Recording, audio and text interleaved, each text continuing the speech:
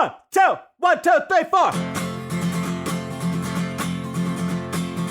Almost a weekend and you don't know what to do. Or you just need something fun to listen to. Southside Pod! Yes, we're on the air. Pod. And the gang's all here, all things on the South Side. You're listening to the Southside Pod. Looking for the best Southside breweries. Or you might just need an awesome place to eat. Southside Pod! Mount Greenwood, Evergreen, Blue Island, Beverly, Payless, and Allsup too. You're tuned into the Southside Pod. Southside Pod! Oakland, Midlothian, Southside Pod. Oak Forest, Chicago Ridge, Flossmoor, and Bridgeview. You're listening to Southside Pod! And bellying up to my 9-foot homemade oak bar right here in my basement on the south side. My name is Chris, that's Bill, that's Mike. This is Southside Pod, 30 minutes of good in a world of dumb. This episode's packed. Pollyanna Brewing has gotten into the distilling game, and they have Pollyanna Social now available in Lemont and maybe coming to a neighborhood near you. We're going to have some bourbon. We're going to find out what it's all about. Marianne Rowan Leslie from the Southside Irish Parade back on this show to tell us how it went. And there is a massive election that you may not know about coming up in a couple of weeks here that affects so many different villages and people that live within them on the South Side. 11 candidates going for 2 spots, and one of them down here at the 9-foot homemade oak bar to explain it to you. This episode and every episode of Southside Pod brought to you by Family Waterproofing Solutions. You heard the ad at the beginning of the show. They've been named the Southland's best for several years. Family and veteran owned and operated since they started in 2013, and now they have unveiled Express Service. If you know exactly what you want, what you need, you can see the cost right on the website. Who does that? Family Waterproofing Solutions does that. Look at the price, make the order, and schedule on site immediately for quick, fast, good service. Your basement's best defense is at familydry.com. You know what I always find funny is that when I have a politician or somebody running for office show up, they come with gifts. That's like what they do. Dan Casey is running for an office that I don't normally hear much about. And how would you describe this? Is this a school board because it's Moraine Valley trustees? Is it, or would you just say, nope, trustee board because that's what it is? Like, how do you describe what this election is that you're running in? Wow, Chris, well, you're putting me right on the spot. Yeah, I dive right into it, Dan. I dive right into it. You brought beer and you were like, oh, this will be real easy. And I'm like, no. We're getting close to St. Patty's Day, so what better than a podcast and a few Guinnesses? But, just a funny story before we jump into this. We kicked this off a little bit earlier around this, but I went to pick up some beers at Kenwood Liquors, and of all things, what goes best with beer but with Rose Gold pretzels? And I asked 3 or 4 sales guys in Kenwood, no Rose Gold pretzels. They said they can't find them. They've asked the distributor. Nobody can find the darn thing. So I made it just in the nick of time for this podcast because I stopped over at Walgreens to get the Schneider's pretzels because they didn't have any Rolled Gold in stock. But I like how you were like, I'm bringing beer, I have to have pretzels. You have to. Yeah. That's what's part of the deal. I mean, how do you have beer without pretzels? I don't know how this works. And especially around St. Patty's Day, I mean, we could have brought some other Irish fare, but this will work out great. Schneider's is a great compromise to that equation. But just going to your point. I mean, there's the upcoming election is at Moraine Valley, and it's for 2 trustee seats. There's 11 people running now. There's 11 people running. It's the most competitive race on the South Side. There are uncontested trustee races and mayoral races and everything else like that. And then you guys have 11 people who want to serve in 2 spots. Chris, how do I get myself into these things? I mean, it's just, these are 2 critical seats for a critical time for the college. They have, a number of challenges coming up this year next, and we'll talk about that during the podcast a little bit here. But yeah, I was as shocked as everybody else, when I had a conversation with Eileen Curlin Walsh, who I'm running with. It's my running mate for the election. When we looked at the challenges, and both of us have real deep ties to the college going back decades, and it's such a critical asset for the community, as kids are thinking about their tracks for higher education, as workers are thinking about like certificate programs, what they want to do in life and all the rest related to how they want to make a living, really is an important asset in the community to make sure that we remain that intact so that it remains vibrant. People can get done what they want to get done there, whether it be a 2-year degree, an associate's degree, or if they want to go on for their certificate programs and come out and go work for, decently paying union jobs. so they can have a livable wage. In my mind, that's really why kind of we're getting involved. And so when I talked to Eileen, Eileen has a legal background. She's a lawyer and a very strong community advocate. I like to say I probably carry her bags to a lot of these events just because she's so out there, but she's just a wonderful person, married with a couple of kids, and she's actually an immigrant and has been affiliated with the college, as I mentioned before, for decades. And similar to Eileen, I have 3 sons, and married, living in Palos Heights, and same thing, a strong affiliation with the school for decades. I think it's a great platform for a lot of these kids to reduce their educational related costs so they can really kind of go out there and do it in a more user-friendly way and more economic way. I mean, as you think about it, inflation's running rampant. Everybody's struggling with the day-to-day. And, as you think about your higher education alternatives, this is a great stepping stone for a lot of kids in the community. I think a lot of people, when they're thinking elections, especially when they look at local elections, will think to themselves, local school boards, mayoral election, village trustees, maybe a clerk, something like that. The community college that's out in Palos is not something that I think clicks at the top of mind for most people on the South Side. Now, it sounds to me like your thing is, well, at some point you may need this. Your kids may need this. That's why this is important to you. But how does somebody discern between you as a candidate and one of the other 10 people, a total of 11 that are running in this? Yeah, quite candidly, Chris, I don't know. And I think that's one of the big issues is that, because it is a little bit off the radar, maybe not in the mainstream, people don't understand some of the issues at the college. They don't understand who some of these candidates are. But, when we look at that community college in Palos, what people don't appreciate is that there's over 20,000 students in the college. It covers, I think the districts are somewhere in the context of like 140 square miles. Think about that. 140 square miles feed into the community college. It is just a very important asset for a lot of these kids. If you look at the options, for example, what's the average tuition of an in-state school here? Is it $35,000? For those kids that, don't want to go a particular track within those colleges, they don't know what they want to do in life. They want to get the generals knocked out and continue that journey as they make that decision. It's a great platform to do that. And so, to put dollars and cents, if you say the average state school is $35,000 a year, Moraine Valley, if you're in district, it's $5,000 to $6,000 for the full year. Again, great stepping stone for the kids that are uncertain. A great stepping stone for the kids that don't have that financial flexibility, which given the rising costs, more and more kids can't afford that 4-year tuition. And so this really, I think, as people rethink their educational and career choices going forward because of the shifting labor dynamics in the market, rising costs, et cetera, this is just a great platform, and I think it's going to be even more important for a lot of the kids in the community going forward. What do you think is most important things for Moraine Valley that you want to focus on? The reason why Eileen and I are getting involved in this heavily competed race. A lot of people. There's a lot of people. There's going to be 9 losers. Dan. Yeah. I like to say a lot 9 people that come in second place, but there's and thank goodness I don't have an ego or I probably never would get involved.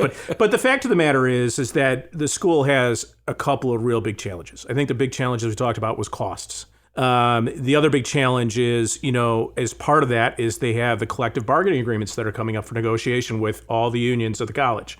So how do you make sure that, even while you're trying to keep tuitions low, taxes low for taxpayers, and then also taxpayers in terms of the local taxpayers as well as at the state level, because the state subsidizes this as well. How do we package that up in a way where it works for everybody, right? Where you can make the commitments that you've made to the workers, you can keep taxes low, and then you can also keep the tuition low for students. And Eileen, and this is the very issue that Eileen and I talked about, which is we really need to come up with novel streams of revenues, right? You need to make the college more sustainable, more self-funding, as opposed to, relying on, state subsidies and just, asking taxpayers to foot the bill. So we need to take a novel approach to that. Eileen and I have a number of ideas along that camp. So I think that will really help on the sustainability side. That will also keep costs low and then also take care of the workers in the process. The second issue really is that the board, the folks that sit on the trustees now, they're going to be selecting a new president. And so Dr. Sylvia Jenkins has done an absolutely wonderful job over the years, but they're going to be selecting a new leader of the college. So it really is important to get folks in there as trustees that can help with that selection process. Eileen and I have done all of those things. We've worked at companies. Eileen's an entrepreneur. We know how to manage businesses, start businesses, and make sure that we can manage costs and make it a win-win for all the stakeholders of the organization. Secondly, on the collective bargaining agreement side, when I was briefly on the board in 2018 and 2019, when there was a vacancy, they selected me to join the board. And I ran point alongside the administration in managing those CBA agreements. All right, Dan Casey is one of 11 currently running for a spot over at Moraine Valley on their board. He's got a lot of things that he's passionate about. Appreciate him coming down here and bringing me a beer. His running mate is Eileen Curlin Walsh, and they will be 2 of 11 names on a ballot in April when this all goes down? April 4th. Get out and as in the immortal words of Chicago, vote early, vote often. but no, I think it's going to be great. Listen, all the candidates are doing this for their own reasons. What I can say is that, we are independents. We're going out, we're doing this thing because we care. And we're putting our pocketbooks behind it as well. All right. And he didn't even mudsling. I was waiting for that. Candidate number 8's kind of got a drinking problem. Like, I was waiting for something. Maybe after a few more Guinnesses, Chris, but not yet. I have a confession to make. It's true, and I'm guessing you have done the same thing.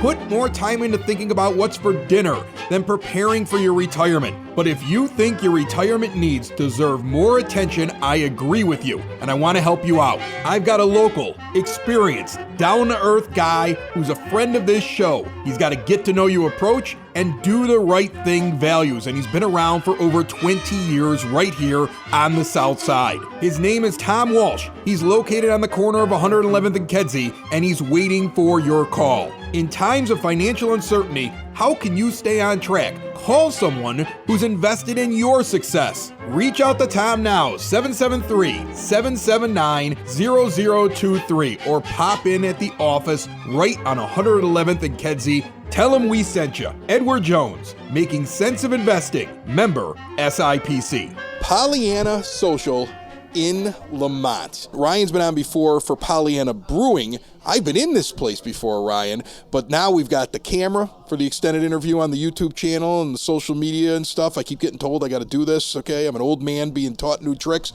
okay? And I'm here to drink bourbon, which is something I think a lot of listeners know that I love and I enjoy. And I have Nick here, who is the manager. How are you? Doing good. I'm going to admit something. I don't know if you've listened to a recent episode of Southside Pod. I was just on the Kentucky Bourbon Trail, and I was haunted.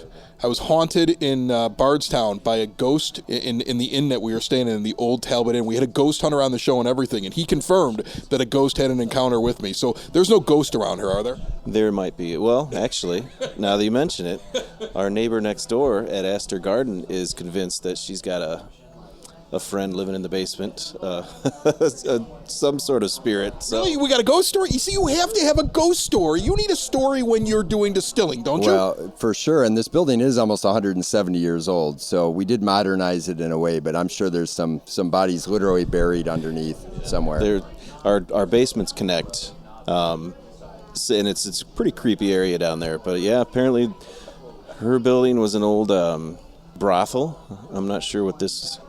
Sure, there's been some nefarious activities in this building too. So I love it. I love this. You see, that's the thing, and isn't that like the key?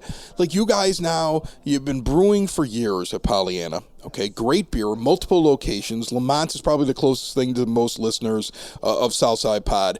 But you've been brewing for years. You got this brewery here. It's a centerpiece in Lemont. And then you decide you're going to go into distilling. And I remember we did something over the summer where I came over and you were just starting to taste the first barrels of bourbon, and you guys were all excited. You were building this place up, and now you've launched. It's been around for a couple of months.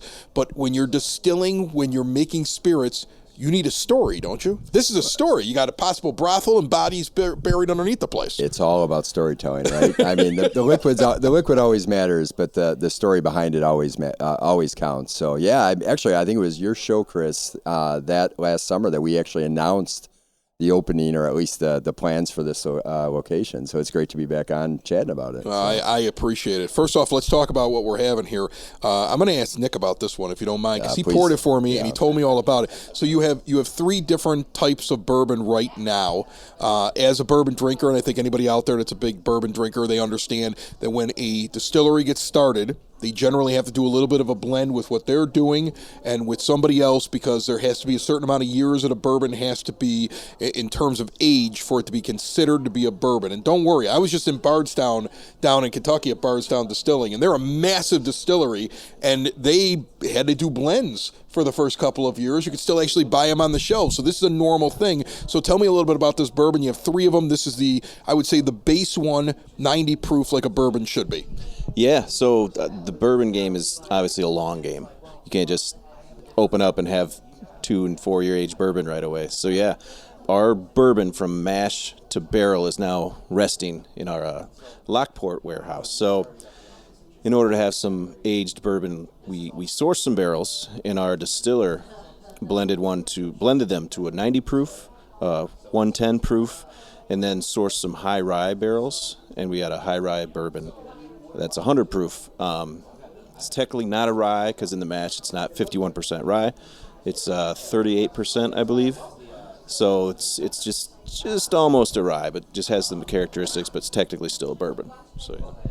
Well, it's tasty and it's smooth, and I think that's what I like about a bourbon. I think that my thing when I'm going to sit down and have one, and it's funny, I have people that knew me back when I was craft beer. Craft beer was first, right? Well, actually, first was Red Dogs that I was sneaking behind the garage, right? I mean, like, that was the first thing I was doing. Okay, and then eventually I was able to buy my beer and had a real ID. But down the line, I got into craft beer back when I was out doing radio in California. We've talked about that before. I was big in West Coast IPAs. You guys make great ones over at Pollyanna.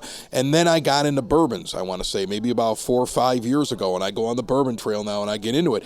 And it's all about, to me, that it's got to be smooth. You know, a couple guys are the partners, not myself, but the others, had some ideas and concepts. They were whiskey bourbon guys. They had mash bills and that they're looking to accomplish, and we really, so from mash to barrel, we're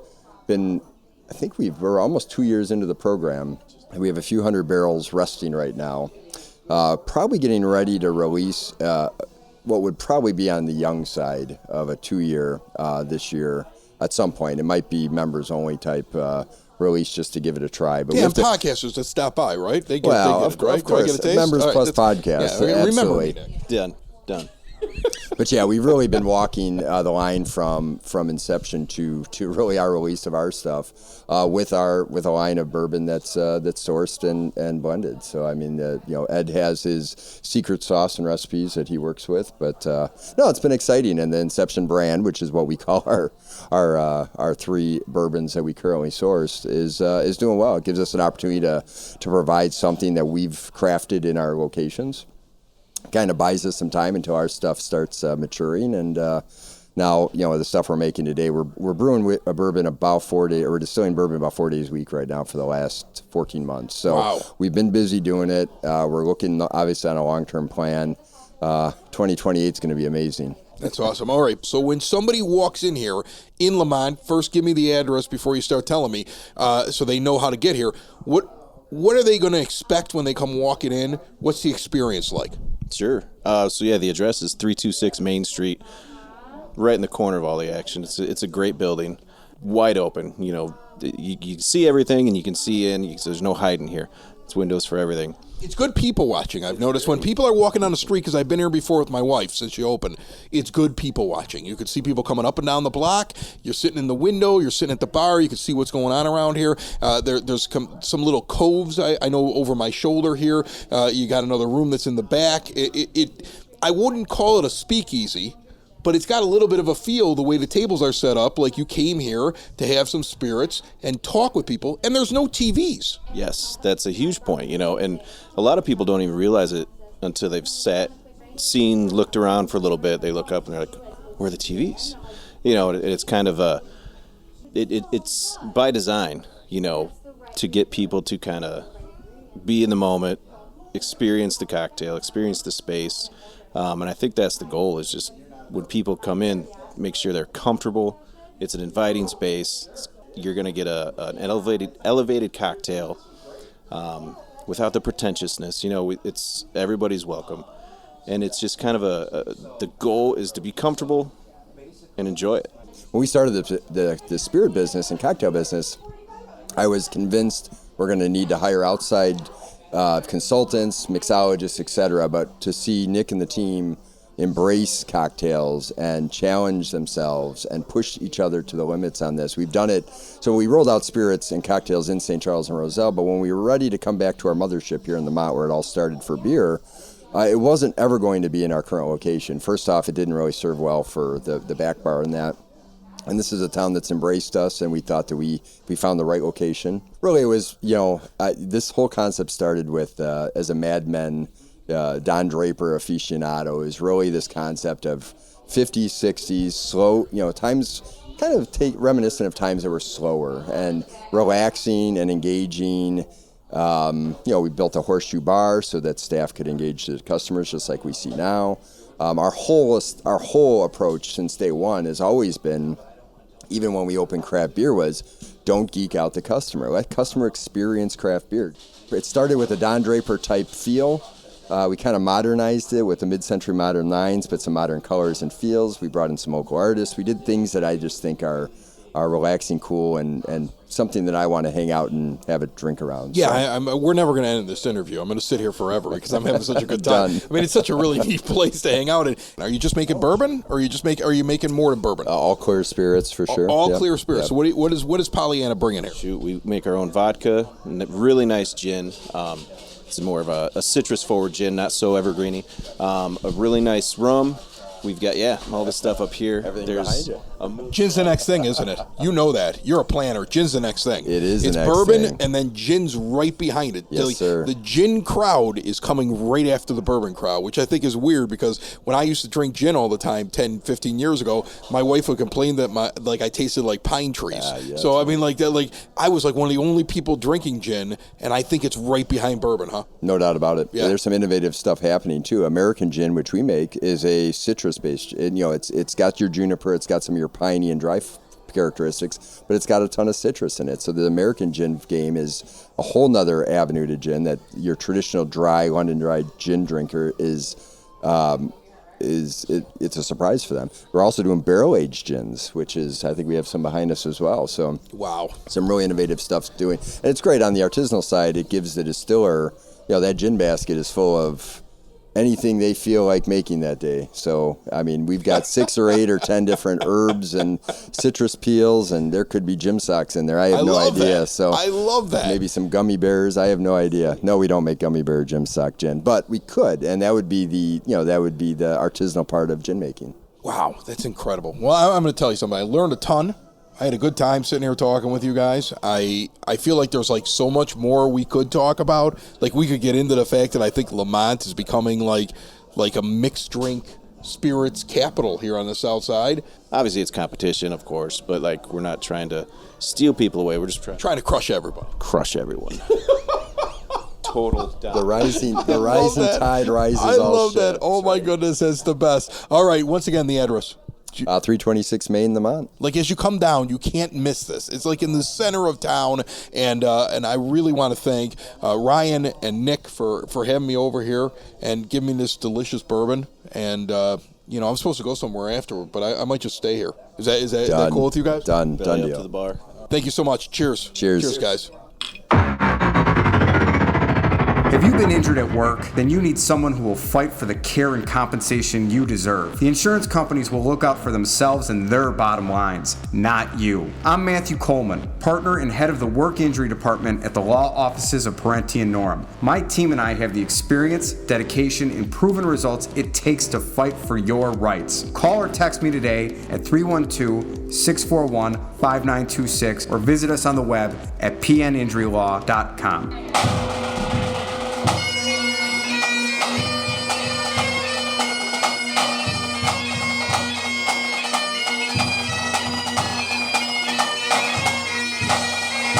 Back down here at the 9 Foot Homemade Oak Bar, Marianne Rowan Leslie. She's one of the organizers behind the Southside Irish Parade. We talked to her a little while back as they were getting ready and they were doing the fundraising, and now I've been to the parade. We had a blast at Cork and Kerry at 106th and Western. I saw the floats go by. The weather was not very good, but I felt like you got a pretty good crowd based upon how that weather was. And I know that the party was live inside of the Cork, and every time I stepped out, looked like the parade was going well. How are you? I'm doing well. How are you? Good. So how did it feel? Like, to get to the end of it and be like, whew, this has been like a lot of time, a lot of planning, the fundraising, making sure all the floats are there, you crown the queen of the parade, everything. And then you got to deal with the weather on the day of. What was it like getting to the finish line? It was exhilarating, and it was so exciting. It was just overwhelming. It really was overwhelming because this neighborhood comes out in full force,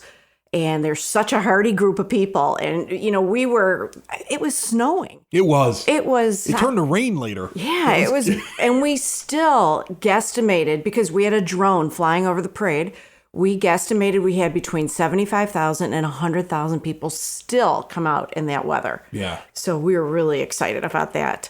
Yeah, you had some things you were trying out. You brought it up on the last show. You had somebody at the end of the parade dealing with the chaos that normally ensues as like the band gets to the end. It's like that scene in Animal House. Yes. Where like they make the wrong turn and they just run into the bricks at the end of the alleyway. Like, it was almost like that for a couple of years. You did something different. Did it work? It did. It worked really well because we had somebody just telling everybody where to go at the egress of the parade, and then just it was such a smooth transition after that. Everybody went their ways, and it was great. It was perfect. I noticed something this year that I thought was really interesting, and I know it's probably been going on for a while, but I had to go over to Western the night before on Saturday for something. And so I was up there, and I see neighbors that were within a block or so of the route, and they're taking garbage cans and running like caution tape around them. Dibs. And there's porta-johns that are out in front of their house. And I had somebody ask me a question, with all the porta-johns on the corner around the neighborhood, is that something the parade's doing, or people are doing that on their own? A little of both. We took feedback from the parade before it was canceled back in 2009. And one of the things was people had nowhere to go to the bathroom. Restaurants and bars were not allowing the public in. So we took that feedback, and it's part of the fundraising where we pay for 169 portable units up and down Western from 102nd all the way to 115th. We do it at all the metro stations, and we do it at the Chicago Park District places as well. That's awesome. Neighbors have them for their own parties too. Yeah, but I mean, I'm going to tell you something. That was something I commented on. I had the kids walking with me. We went from after Cork, we went and walked up the street. We went to go visit friends at another place, and we're walking up the street, and halfway there, I was like, Dad's going to stop here, because they were all out. And my kids were like, isn't it convenient? I'm like, it wasn't like this when I was your age. When I was running around this parade, you couldn't find a place to go to the bathroom. No. So I think that's a great idea. So anything else that happened during the parade that you were like, this worked, this is something we want to change, this is something that we were pleasantly surprised about? Well, yeah, I got a phone call from a woman who won a gardening, some award for her garden. And she said, please don't put your porta potty on my front parkway. So we took that feedback and we respected it. And her house is phenomenal. Yeah. So, yeah, we did. We try to be good neighbors, and we try to get what goes on in people's, in front of their house, and have them let us know what happens so that we can fix it for next year. And Marianne Rowan Leslie from the Southside Irish Parade, brought to you proudly today by SidSauce.net, local company growing peppers right here on the South Side, developing delicious hot sauces and delivering to your door. It's all small batch. It's the only hot sauce that I use, and there's so many of them to choose from. Serpentor's Cobra Peach seems hot and peachy, and something I'm going to try next. See that and all the other options at SidSauce.net. I had a blast going along there. I feel like people still get up for the bands. That's the thing that they're most excited of. It seemed like you had a lot of bagpipers too, which is good, because sometimes if you miss them at the beginning, or you're inside someplace or whatever, you feel like you never saw them. You had a lot of them. We did. We had, I believe, 13 bands, marching bands and bagpipe bands. And we had a lot from the police and fire department. So, that was our big theme this year. The chaplain ministries of the police and fire department in these past few weeks, have been horrendous and just so overwhelming for them. So we tried to really focus back on them and appreciate everything that they've done for us. Yeah, I'm sure they enjoyed that as well. Yeah. We had Officer Carlos Yanez, who his partner was Ella French, who she got murdered in 2021, and he was gravely injured. Last year, he joined the parade in a wheelchair, and this year, he marched. That's an awesome. Entire mile and a half. Good for him. Good for him. It was the greatest thing that happened at the parade. And you should always support those that are out there that are protecting your homes. I know there are some people have negative views of the police, and I always sit there and I say, okay, well, there's negative something about every profession in the world, but the vast majority of these people are really doing their absolute best in putting their lives on the line, and they go through these tragedies, and it hits them. And it hits firemen as well. I mean, you had the tragic story of the one fireman with his family, and you had an officer just lost his life recently, and the stuff is going on. It means a lot to them, I think, when they're out there. And some of them don't want to admit it, but I came from a police family, and I know that it means a lot to them. Right. So Officer Andres Vasquez Lasso, who lost his life March 1st, his wife joined us at Mass at St. Cajetan, and we honored her.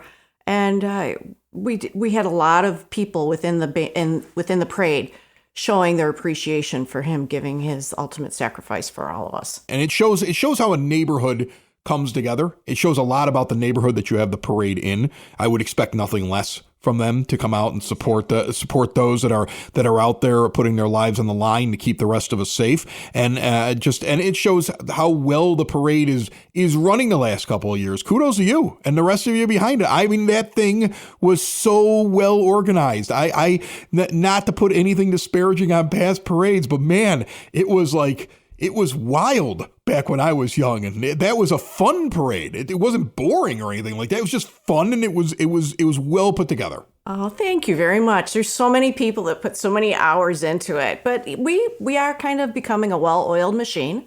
We just sent out an email. We're having our post-mortem parade meeting in a couple of weeks. What went well, what didn't. So if anybody listening to this has a couple of suggestions, send them in. All right. Sounds good. How do they reach out, or if there's something that they want to talk about with the parade? SouthsideIrishParade.org. Maybe if you ever wanted to get involved in it, this is what you do. Always looking for volunteers. Yeah, think about it now, and by next year, you could be sitting here on Southside Pod telling me how well it went. A lot of cool swag comes with being a volunteer. Thank you, Marianne. Great parade. Thank you, Chris.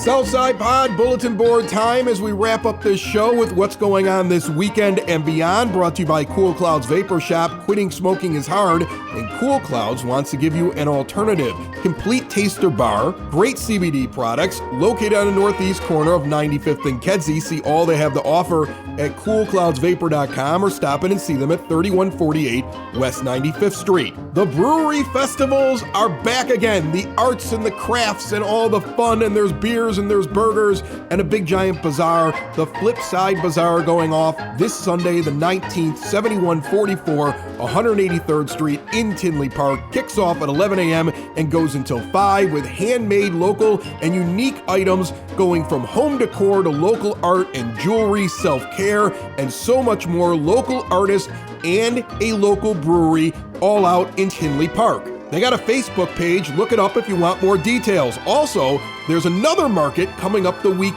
afterwards on the 25th of March, the Alien Edition of Maker's Market. Sound Growler Brewing is hosting this one at 8201 183rd Street in Tinley. Tinley Breweries, Craft Markets. It's like the thing right now. Again, Saturday the 25th from noon until 5 p.m. They got good tacos out there. You can buy some cool things. You can support some local businesses that dabble in the extraterrestrial and the unknown. And who knows, maybe some little green men will be walking around. That's the first of 2 back-to-back weekend events over at Sound Growler, because on April the 8th, they're going noon to 5 with a plant market. It's all plant art and plants and plant accessories and plant huggers and things made from plants and edible plants. There's going to be a lot of plants there. There's also tacos, there's beer. Tinley's becoming like a brewery mecca. Lemont is becoming a spirits mecca. Every time I think we drank too much here on the South Side, they just keep bringing me more. Follow along with us, subscribe anywhere podcasts can be found, and always at SouthsidePod.com. It's the South Side! It's the South Side! It's Southside Pod! Thanks for listening! Thanks for tuning in to the Southside Pod! Y'all come back now, you hear?